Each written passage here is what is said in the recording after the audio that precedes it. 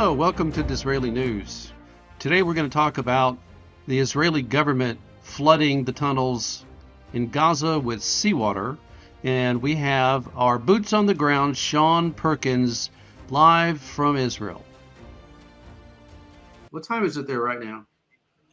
It is just about 7:20 p.m. So it's sundown and time to have some dinner.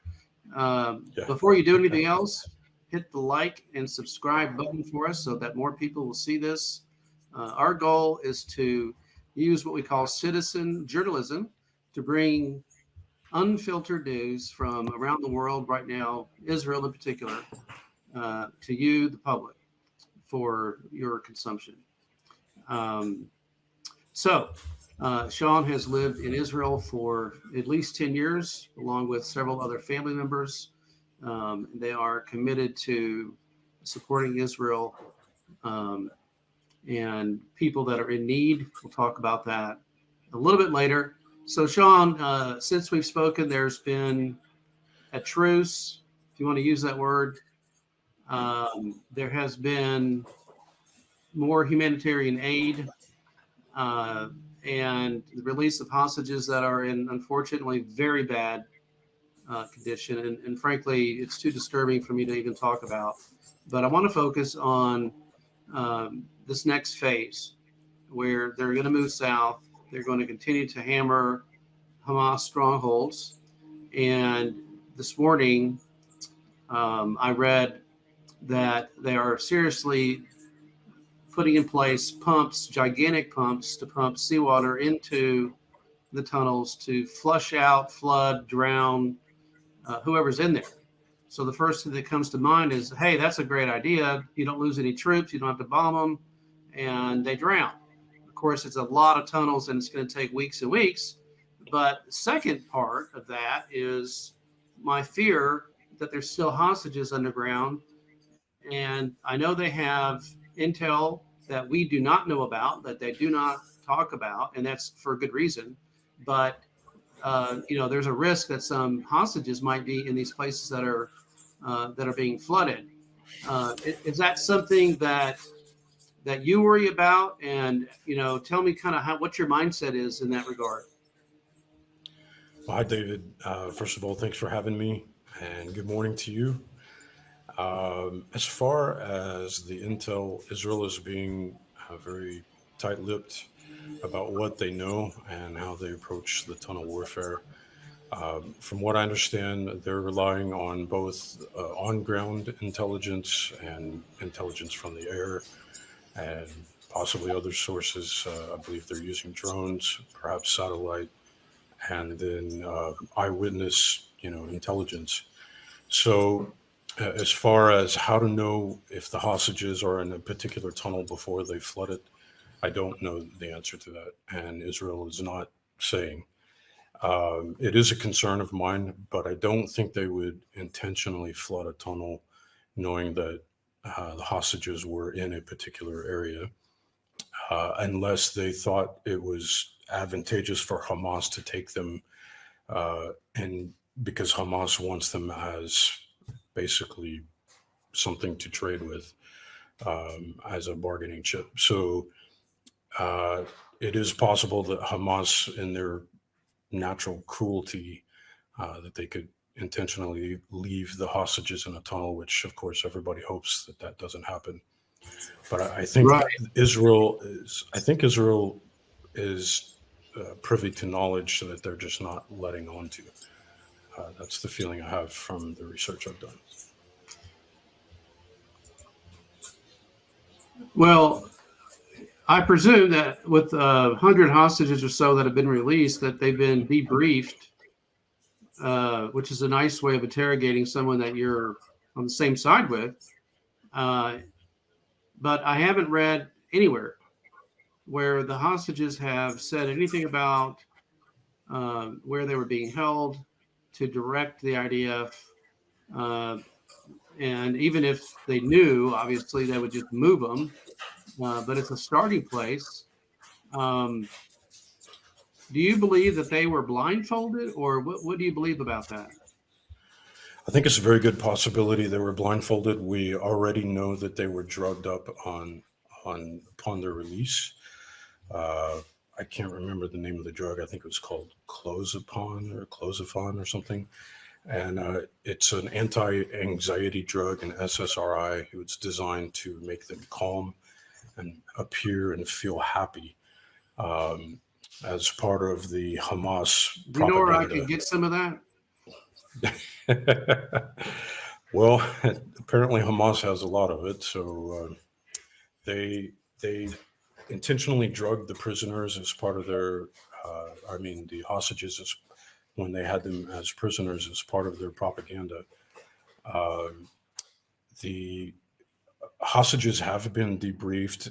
One of the things that we're aware of is they have, the ones that are free still have relatives that are in captivity or friends, and we know that they have been warned not to tell Israel information, lest they endanger the lives of the ones that are still in captivity, including their loved ones, and using guilt upon them to infer that other captives may be killed or tortured if you reveal information causes great psychological fear and damage to the hostages and reluctance on their part to tell anything. That said, the IDF knows that. And so we're pretty aware that the IDF has debriefed them and is not making public what the hostages say. So what the IDF knows, they are not revealing. So this is pretty much guaranteed.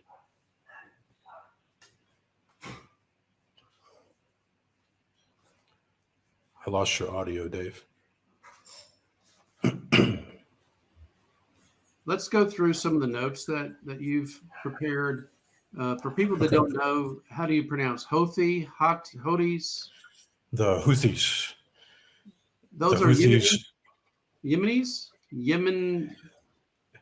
They are a terrorist organization in Yemen that is funded by Iran, and it was the Iranian extension or arm of their attempt to basically surround Israel and also attack Saudi Arabia. They were and have been at war with Saudi Arabia, but the intention of Iran overall was to basically form a ring around Israel on all sides, with their terror proxies, the Houthis being just one of many. Okay. You said that they're attacking civilian ships in the U.S. For years. I don't know exactly how long. Has been committed to the waterways being monitored. And I believe they retaliated against the Houthis. What do you know about the U.S.'s involvement in retaliating against these people? It seems like at this point the U.S. is just, I guess you could say, retaining a defensive posture. They are shooting down, both U.S. and Israel have been shooting down Houthi missiles. I think they just fired some today that we shot down actually in space with our Arrow system, which is a comparable to the David Sling and the Iron Dome, but this one is for long range ICBM type missiles that actually go up into the Earth's atmosphere in space, exit the Earth's atmosphere in space.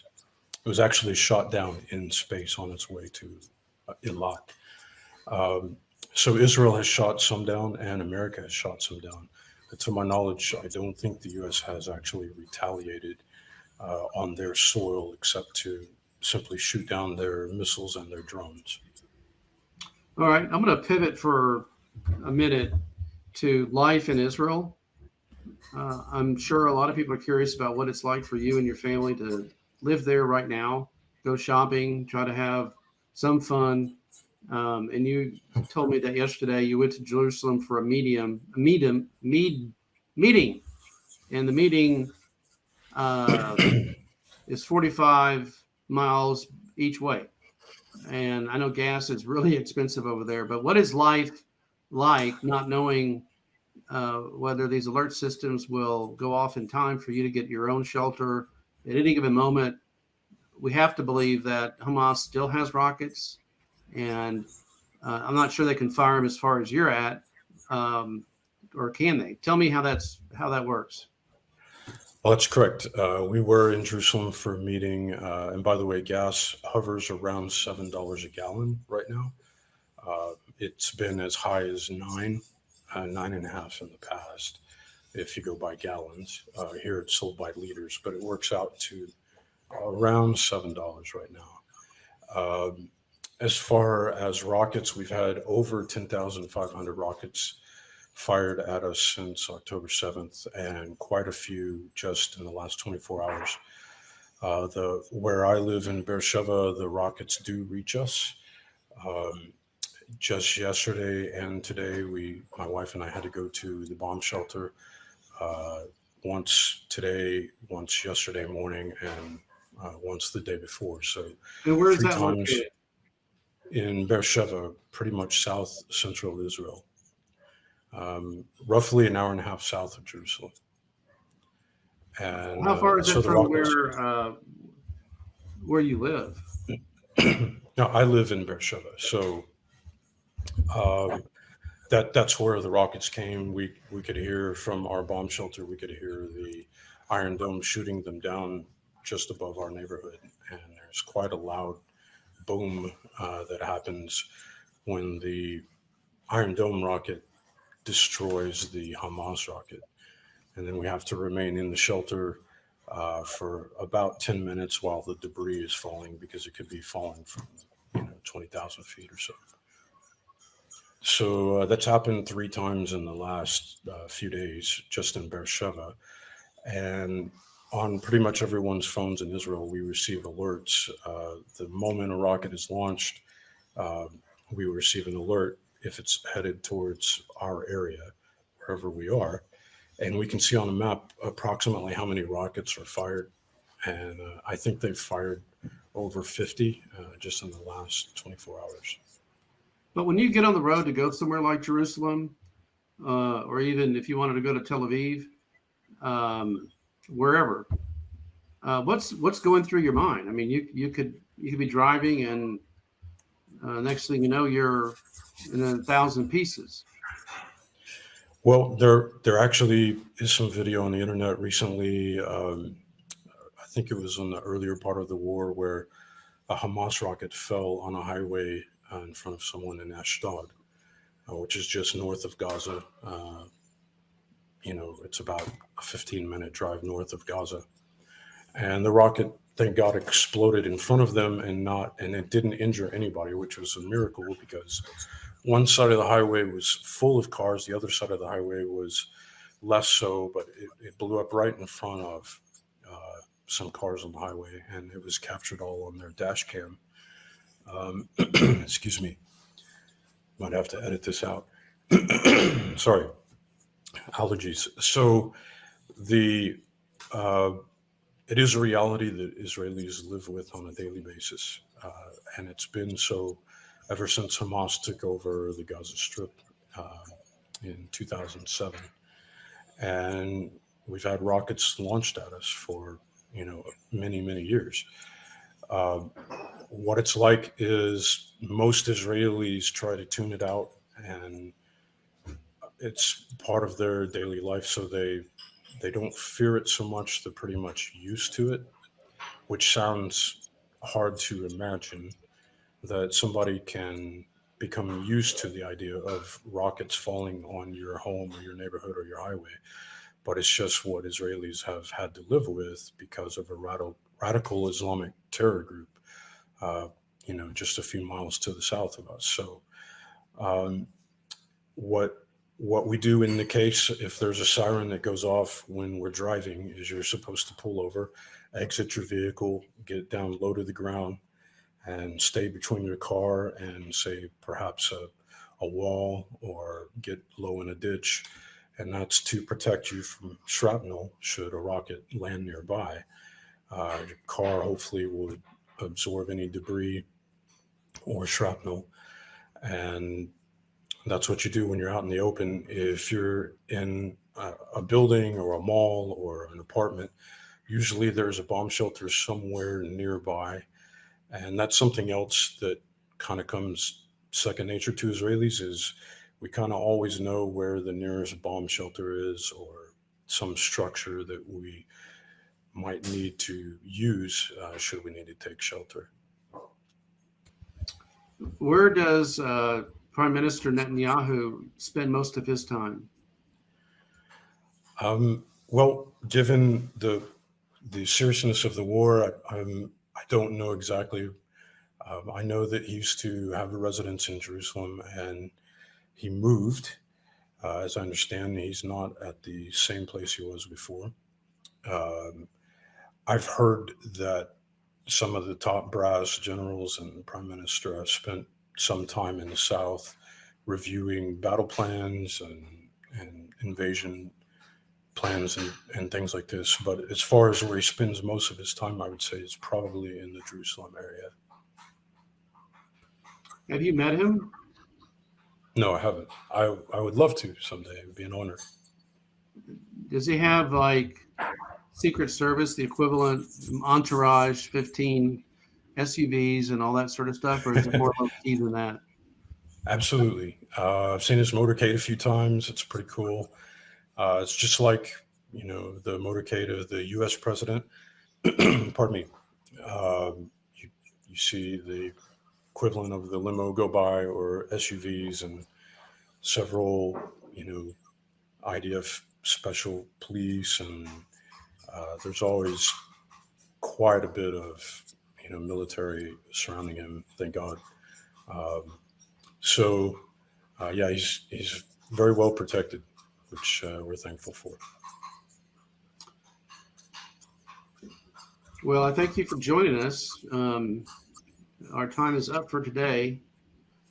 If people want to give, I'll have the link at the end of this video and in the comments. Again, please like and subscribe and forward this. We do support Israel. We support the troops. We support people that are in need. 100% of what we give goes to those efforts. There are no administrative costs. It is tax deductible.